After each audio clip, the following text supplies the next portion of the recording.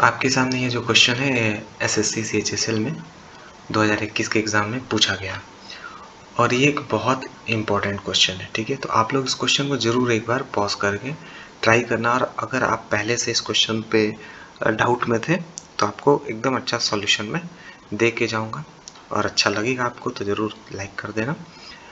तो चलो देखते हैं। तो यहाँ पे एक एस है जो कि पॉइंट है क्यू आर पे, और ट्रायंगल पी क्यू आर। तो यहाँ पे एक ट्रायंगल है पी क्यू आर, ठीक है, P Q and R triangle है।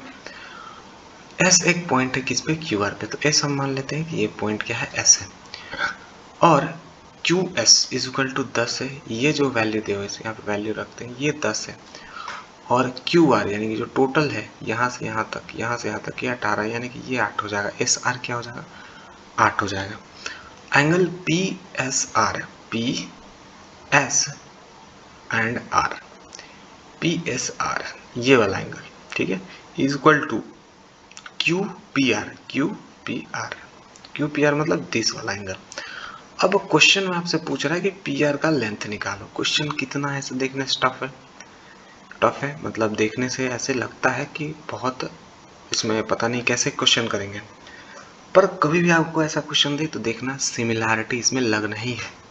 कैसे सिमिलैरिटी लगेगा, अब सिमिलैरिटी लगाने के बाद आप क्वेश्चन को कैसे बहुत जल्दी कर सकते हो। सिमिलैरिटी आप लगा लोगे, लेकिन क्या होता है कि जब हम साइड्स को कंपेयर करते हैं तो उसमें हमारा बहुत टाइम चला जाता है।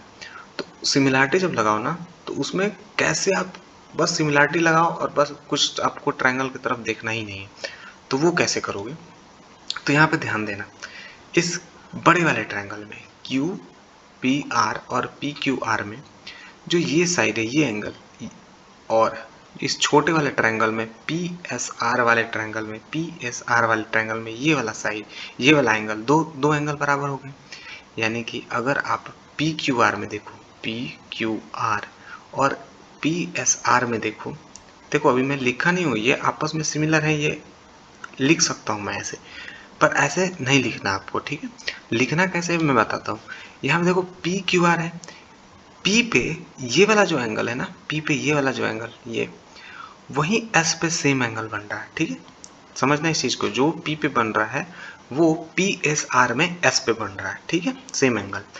अब इन दोनों ट्रायंगल में दो अगर हम कॉमन एंगल्स निकाल लें तो यानी कि वो सिमिलर होता है।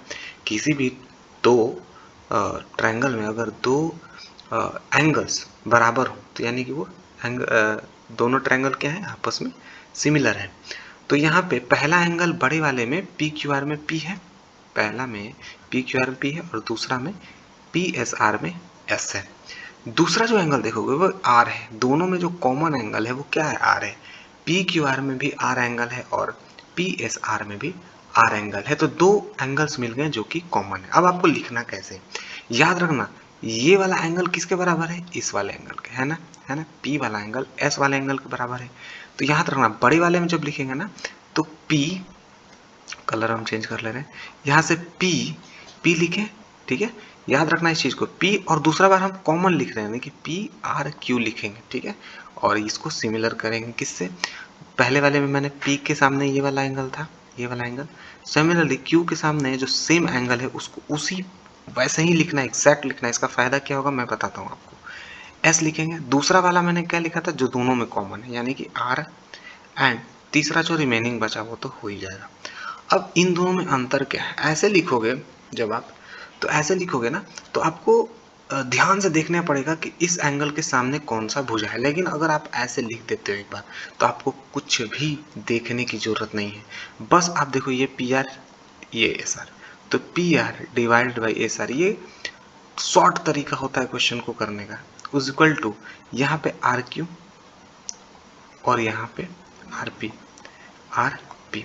अगर इतना पे ही हमारा आंसर निकल जाए तो कहानी खत्म हो जाएगा।